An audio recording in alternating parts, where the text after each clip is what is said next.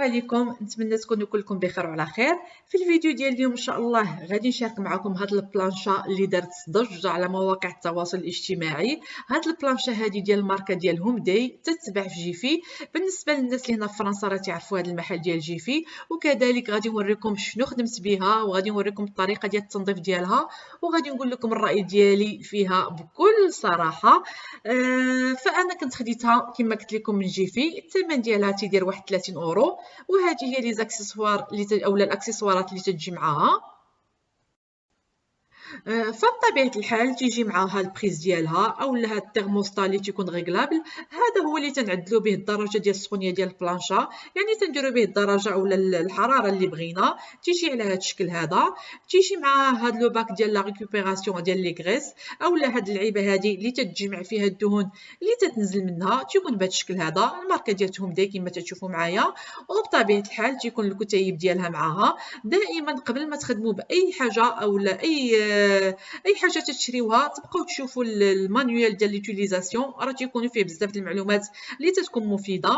بصراحه هي زوينه، راه الطول ديالها 87 سنتيمتر، يعني راها طويله، غادي تهز لكم بزاف ديال الحوايج. فاول حاجه تنديروا اولا تنقوموا بها قبل ما تنخدموها، تنحطوا هذا لو باك دو ريكوبيراسيون ديال لي غريس اولا هاد اللعيبه اللي تتجمع لنا الدهون اللي تتنزل منها. هذه المساله ضروريه. وتنركبوا بطبيعه الحال الترموستا اولا تنركبوا البريز ديالها كما غتشوفوا معايا. وهذا البريز اولا الترموستا هذا راه كما قلت لكم هو اللي تيتحكم في درجه الحراره اللي بغيتو. وهذه المساله راه على حسب شنو غادي طيبوا فيها، وانا ان شاء الله راه غادي نوريكم في الفيديو شنو درت بها وصافي تنخدموا بها. كما قلت لكم البنات راه هي طويله واحد شويه، راه فيها 87 سنتيمتر. هذا هو الترموستا، تنبقاو نعدلوا فيه كما بغينا.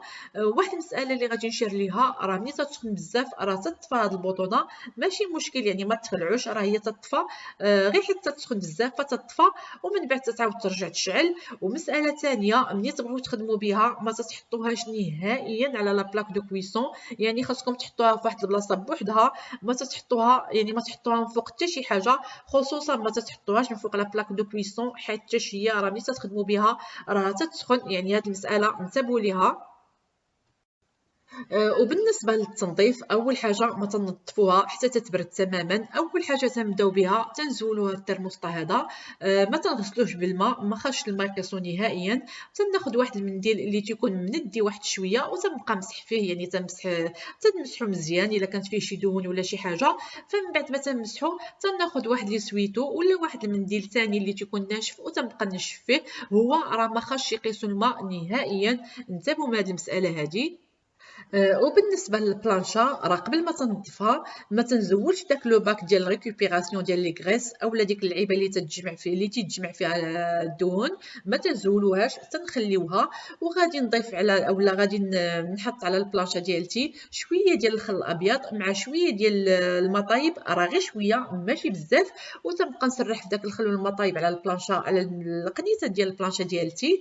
تنخليوه واحد 5 دقائق هكاك، وصافي. من بعد غادي ناخذ واحد الشيفون ولا واحد المنديل، وتنبقاو نشفوا في داك الماء كما تشوفوا معايا. تنبقى نقوم بهذه العمليه هذه حتى تنشف داك الماء كله. واحد المساله بالنسبه للناس اللي عندهم لي برودوي ديال البلانشا اللي تيكون خصيصا للبلانشات اولا البرودويات اللي تيكونوا للتنظيف ديال لي بلاك دو كويسون اللي فوق، ممكن تستخدموهم. اللي ما عندهمش راكم تستخدموا غير البرودوي ديال الماعن، غسيل الماعن. تناخذوا واحد البونجا. الا كنتو غتستخدموا البونجا اللي تتكون عاديه اللي فيها ديك الجهه خضراء الحرشه، ما تستخدموش الجهه الحرشه، تستخدموا غير الجهه اللي تتكون رطبه. والا كان عندكم البونجا ديال السيليكون كما تخدم بها هذه، راه تخدموا بها تتكون حسن، البونجا السيليكون حسن. ولكن الا ما عندكمش راه تخدموا بالبونجا العاديه ولكن بالجهه اللي ماشي حرشه كما تشوفوا معايا. تنفزكها واحد شويه بالماء وتنبقى نمسح اولا تنبقى نغسل بحال تنغسل اللواني، تنغسل البلانشا ديالتي غير بالعقل. تنحاولوا انه داك البرودوي ما يهبطش لينا في الجهات اللي تيكون فيهم الضوء، اولا ما يقش لينا البريز البلاصه ديال الترموستا اولا البلاصه ديال البريز. كما تتشوفوا معايا بهذا الشكل هذا، يعني تنبقاو نظفوا غير بالعقل، نحاولوا ما نقيسوش البلايص اللي تيوصل لهم الضوء. فمن بعد ما انتهيت تناخذوا واحد الشيفون وتنبقاو نمسحوا في داك البرودوي ديالنا ديال الماعن. تنقوم بهذه العمليه هذه اكثر من مره، راه تنبقى نمسح تنغسلو وتنعاود نمسح مره اخرى. من بعد ما تنظفوا مزيان البلانشا ديالتنا وتنتاكدوا ان داك البرودوي راه ما بقاش، البرودوي ديال الماعن ما بقاش، غادي نزولوا داك لو باك، هاد لو باك هذا اولا هاد اللعيبه هادي وتنغسلوها. هادي راه تنغسلوها عادي كما تنغسلوا اللواني، راه ما تيوقع عليها حتى شي حاجه، تنغسلوها عادي وصافي. تناخذ واحد المنديل اللي تيكون ناشف وتنبقى نشف فيها مزيان، تنشف الجوانب ديالها كلها. واحد المساله قلتها لكم غادي ناكد عليها، انتبهوا من البلايص اللي توصلهم الماء، عفوا من البلايص اللي توصلهم الضوء. هاد البلاصه هادي فاش نحطوا البريزه ولا الترموستا، وكذلك ديك الجهه التحتانيه اللي غادي تشوفوا معايا انا غادي نوريها لكم. هاد الجهه هاد البلاصه هادي اللي تيكون فيها الضوء، يعني حاولوا ما يدخلش ليها الماء، تمسحوها غير بواحد الشيفون اللي هو ناشف صافي. بهذا الشكل هذا البلانشا ديالتنا تتكون نظيفه نقيه، ما فيها حتى شي حاجه كما تشوفوا معايا. بهذه الطريقه هذه وبهذا الشكل هذا باش تنظفوا هذا النوع ديال البلانشات، باش تحافظوا عليهم واحد الفتره طويله. وكما شفتوا هنايا راه هذا لوباك هذا راه غسلته ونظفته، راه نقي ما فيه حتى شي حاجه كما قلت لكم تيتغسل عادي. وغادي نوريكم شنو حضرت بها اولا شنو وجدت بها. هي راه يعني ممكن تستعملوها بزاف د الحوايج، هي راه نورمالمون خصيصا لي كرياد اولا المشاوي، ولكن انا هنايا اولا راه تنخدموا بها الملوي، المسمن، البطبوط، المخنفر، تنخدموا بها بزاف ديال الحوايج. واحد المساله ثانيه اللي خاصكم تنتبهوا ليها، الا كنتوا باغيين تقلبوا ما كتستخدموش اي سباتول ديال الاينوكس ولا راكم غادي تجرحوها. تنخدموا بلي سباتول اللي تيكونوا ديال الخشب اولا ديال البلاستيك. هذه المساله هذه ضروريه باش تحافظوا على العمر ديالها. الا خدمتوا بالاينوكس راكم غادي تجرحوها، تجرحوا البلانشه ديالتكم. وبالنسبه للراي ديالي فيها، هي بصراحه زوينه بزاف، عمليه، تتهزلنا بزاف ديال الحوايج.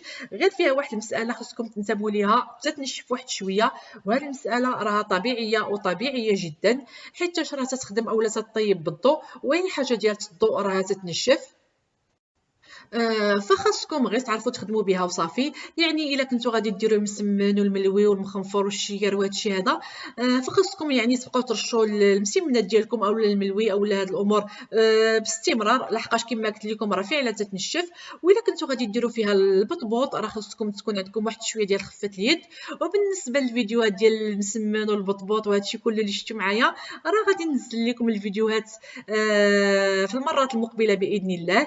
البطلات اللي تبقاو للنهايه ما تنساوش الاشتراك في القناه. عندكم اي حاجه بغيتو تعرفوها خليوها لي في التعاليق، غادي نجاوبكم عليها. شكرا على المشاهده والى اللقاء.